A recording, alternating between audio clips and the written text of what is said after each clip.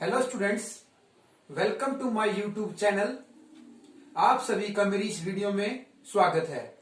आज हम class +2 commerce subject business, आज हम बिजनेस का पार्ट नंबर 2 पढ़ने जा रहे हैं। पार्ट ए पढ़ चुके हैं, पार्ट बी है। पार्ट बी थोड़ा सा बच्चों को डिफिकल्ट लगता है। इसका कारण क्या है? क्योंकि इसमें अकाउंटिंग का पोर्शन आ जाता है, कैलकुलेशन का पोर्शन आ जाता है। तो मैं भी इसको बड़े आसानी से समझाऊंगा आपको। जैसे हमने पार्ट ए पढ़ा है बिजनेस का, उसी तरह पार्ट बी आसानी से पढ़ेंगे। आज हमारा टॉपिक है फाइनेंशियल मैनेजमेंट। ये भी बोर्ड एग्जाम में इसका क्वेश्चन पूछा जाता है और इस क्वेश्चन को बच्चे घुमा फिरा कर कुछ अलग तरीके से लिखाते हैं। आज मैं इसको आसानी से बताऊंगा कि किस तरह इसको लिखना है।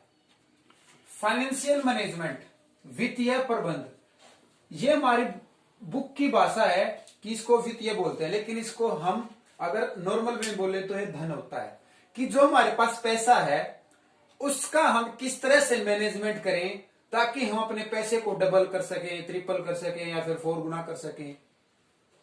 उसी को बोला जाता है फाइनेंशियल मैनेजमेंट, कि जितना हमारे पास धन है उसका हम इस तरह से मैनेज करें ताकि हमें रिटर्न भी अच्छा हो और हमारा बिजनेस भी चलता रहे। देखते हैं इसका मीनिंग क्या है। मीनिंग ऑफ एफएम मतलब financial management. It refers to that branch of management which is concerned with the effective acquisition and use of money. कि कहने का तात्पर्य क्या है कि इसका अभिप्राय उस शाखा से है। यहां जो ब्रांच लिखी है, इस ब्रांच की जगह आप कोई और भी काम वर्ड लिख सकते हो या फिर कोई फर्म लिख सकते हो, कंपनी लिख सकते हो। उसका एक छोटा सा पार्ट लिया क्या, ब्रांच। कहते हैं ना कि आपकी यूसी कौन सी ब्रांच है, तो आरपीएस ब्रांच है। आपकी और किसी स्कूल से पूछा जाए तो यूसी कौन सी ब्रांच है, बोला ये भवानी खेड़ा की ब्रांच है। तो ब्रांच होती है छोटी, जो हमारा बिजनेस होता है वो बड़ा, उसकी एक छोटी सी शाखा जिसमें क्या होता है, एक मैनेजर बैठता है, वो एक मैनेज करता है उस धन को, उस धन का किस तरह से उसकी प्रक्रिया की जाए, उसका उपयोग किया जाए। हिंदी में क्या है, इसका अभिप्राय प्रबंध की उस शाखा से है जिसका संबंध धन की प्रभावी प्राप्ति व उपयोग से है, कि कितना हमें रिसीव हो रहा है और कितना हम यूज कर रहे हैं उसको। आई होप कि आपको मीनिंग क्लियर है। अब हम एक मोस्ट इंपोर्टेंट पॉइंट मैं इसमें बता देता हूं, जो कम ही बताते हैं टीचर, कि इसके 3 पार्ट होते हैं जो आसानी से आप सभी को समझ आ जाएंगे। फाइनेंस, इस एफएम मैनेजमेंट के, इसको मैंने शॉर्ट में लिखा फाइनेंस, इस धन के 3 पार्ट्स होते हैं जो बोला गया कि फाइनेंशियल मैनेजमेंट, जो धन का हमने मैनेजमेंट करना हो किस प्रकार से करना है। सबसे पहला पॉइंट है डिफरेंट एक्टिविटी। विभिन्न प्रकार की गतिविधियों में हम पैसे को लगाते हैं। पहली एक गतिविधि क्या है, प्रोडक्शन प्रोसेस।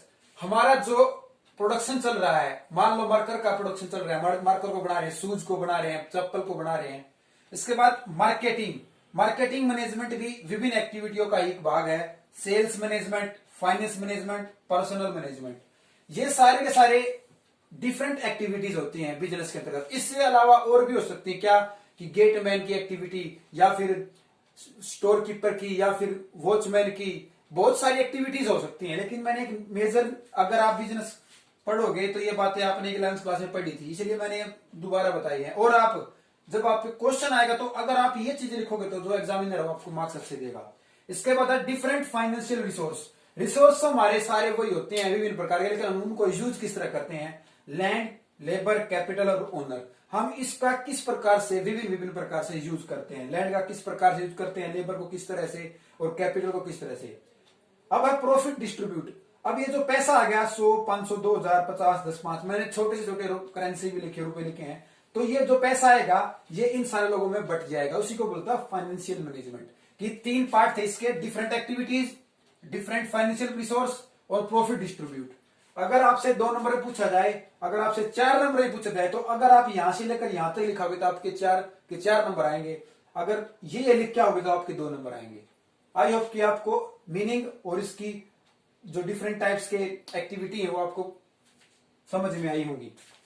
अब जो मोस्ट इंपोर्टेंट टॉपिक है, जो हर कोड में पूछा जाएगा, किसी के अंदर इन्वेस्टमेंट बोल देगा, किसी में फाइनेंस बोल देगा और किसी में डिविडेंड बोल देगा, पक्का पूछा जाएगा। इसको हम आराम से पढ़ेंगे 1 बाय 1 करके। फाइनेंशियल डिसीजन, देखो मैनेजमेंट ने क्या किया था, उस धन का प्रबंध किया था। लेकिन उसने डिसीजन भी लेना है कि हमारा धन वेस्ट तो नहीं हो रहा है, या हमारा ज्यादा धन लग रहा हो या हमारा कम लग रहा हो। ये सारी चीज ध्यान में रखते हुए एक वर्ड आता है फाइनेंशियल डिसीजन। अब उस धन का निर्णय लेना है कि हम क्या कर सकते हैं उसके बारे में। उसके 3 पॉइंट है इसके। सबसे पहला इन्वेस्ट डिसीजन, विनियोग निर्णय। जैसे कि इन्वेस्ट करना, किसी बिल्डिंग को खरीद लेना, किसी लैंड को खरीद लेना, या किसी फैक्ट्री में काम स्टार्ट कर देना, उसे बोलते हैं इन्वेस्ट कर दिया। अगर आपके पापा ने कोई दुकान खरीदी है और उस दुकान में राशन का सामान रख दिया, तो आपके पापा ने वो इन्वेस्ट कर दिया। ये सिंपल भाषा में है, बिजनेस की भाषा में बिल्डिंग, लैंड और फैक्ट्री। इसके बाद फाइनेंशियल डिसीजन। अब इसमें यह है कि क्या हमारा धन वेस्ट ज्यादा तो नहीं हो रहा है, हमें रिटर्न वापस कम मिल रहा हो, उसको बोलते हैं फाइनेंशियल डिसीजन। धन के संबंध में निर्णय लेना। इन्वेस्ट में कि हमने मशीन खरीदी थी, क्या हमें वो रिटर्न अच्छा दे रही है। अब लास्ट हमारा डिविडेंड डिसीजन। ये एक ऐसा डिसीजन होता है जिसमें जो कंपनी या बिजनेस होता है वो क्या करता है, वो कहता है कि पैसे की बजाय जो मेरे वर्कर हैं उनको मैं डिविडेंड दे दूं, ताकि मेरे साथ वो आगे आने वाले समय में मेरे साथ वो रुके रहे। मतलब पैसे से अलग कोई रिक्वायरमेंट होती है, कोई अलग डिसीजन होता है कि पैसे की बजाय उसको कुछ जैसे कि एसेट्स दे देना, या फिर कोई और प्रकार से कोई मान लो कि पैसे से अलग कुछ देना है, उपहार के रूप में दे देना, उसको बोलते हैं डिविडेंड। अब इनका 1 बाय 1 करके पढ़ेंगे। सबसे पहला हमारा इन्वेस्टमेंट डिसीजन, विनियोग निर्णय, कि आपके पापा ने जो दुकान खरीदी थी, इसमें जो राशन का सामान रखा था, वो इन्वेस्ट किया था। उसमें क्या होता है, हो सकता है आपके पापा ने वो दुकान 1 साल के लिए की हो, या 6 महीने के लिए की हो, या हो सकता है वो साल 2 साल 3 साल 4 साल 5 साल हो सकता ना। तो इसीलिए बोला इन्वेस्टमेंट डिसीजन को 2 भागों में बांटा गया है। एक तो लॉन्ग टर्म इन्वेस्टमेंट और दूसरा short term investment decision. Long term को एक और नाम दिया गया हमारी बुक में, कैपिटल बजटिंग, पूंजीगत बजटिंग। और शॉर्ट टर्म को क्या नाम दिया, वर्किंग कैपिटल, यानी कार्यशील पूंजी। अब देखा जाए तो लंबे समय के लिए हम कौन सा एग्जांपल लेंगे। मशीन जो हमने खरीदी है 4 5 10 साल तक हमारा काम कर सकती है। बिल्डिंग जो हमने खरीदी है 10 साल 20 साल काम कर सकती है, उसे बोलते हैं इन्वेस्टमेंट। लॉन्ग टर्म का एग्जांपल न्यू बिल्डिंग या फिर मशीनरी परचेज करना। और शॉर्ट टर्म का क्या हो सकता है, शॉर्ट टर्म में देखो 1 साल के अंतर्गत आपने दुकान जो करी थी, उसमें क्या था, आपको लगा कि कैश कम आ रहा है, या फिर कैश कमाने के कारण आपने क्या सोचा, जो जितना मेरा लगा हुआ वही वापस मिल जाए, तो वो होता है शॉर्ट टर्म के लिए। कैश जो लगा था वापस मिल जाना। डेटर किसी से, अगर हमने किसी से पैसे लिए तो उसको दे देना। स्टॉक जो हमारे पास बचा है उसको बेच देना। ये सारे हमारे शॉर्ट टर्म के होते हैं। अब इसके कुछ फैक्टर हैं जो इफेक्ट डालते हैं लॉन्ग टर्म पर, और शॉर्ट टर्म के भी कुछ फैक्टर हैं जो इस पर इफेक्ट डालते हैं। पहला क्या है, कैश फ्लो फ्रॉम प्रोजेक्ट। अगर जहां भी कैश का नाम आ जाए तो वहां सिर्फ पैसे की बात होगी और किसी भी एसेट्स लायबिलिटी की बात नहीं होगी, सिर्फ कैश का आना और कैश का जाना।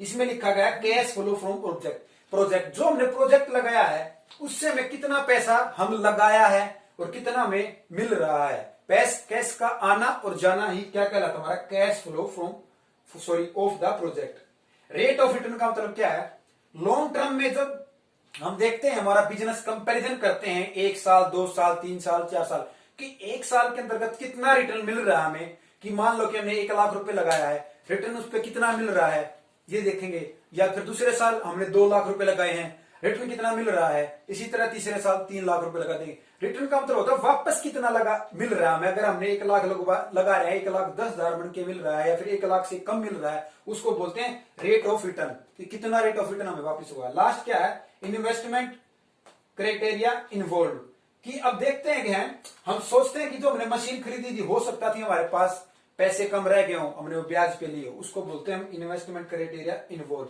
कि जब भी हम कोई इन्वेस्टमेंट करते हैं, हमने ब्याज पे रुपए उठाते हैं और उस पर ब्याज पे करना हमारा क्या कहलाएगा, इन्वेस्टमेंट क्राइटेरिया इन्वॉल्व। अब इसके देखते हैं शॉर्ट टर्म को हम क्या बोलते हैं, वर्किंग कैपिटल।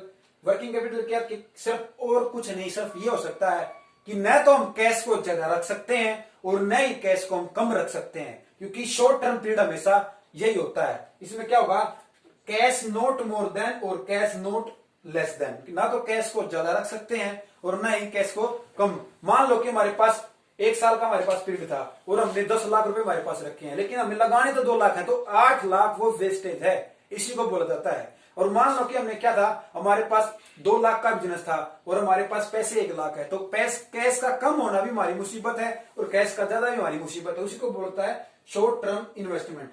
इसमें एक और बात और ध्यान रखनी है कि करंट एसेट्स और करंट लायबिलिटी हमारी बराबर, जैसे कि हमारे पास कितना पैसा आ रहा है, जितना हमने लगाया, अगर हमारे इक्वल है तो हमारा बिजनेस अच्छा है, थोड़ा सा ज्यादा हो जाए तो और भी अच्छा है। आई होप कि फाइनेंशियल डिसीजन, इन्वेस्टमेंट डिसीजन आपको समझ में आया है। ये 2 डिसीजन हम अगली क्लास में करेंगे। धन्यवाद।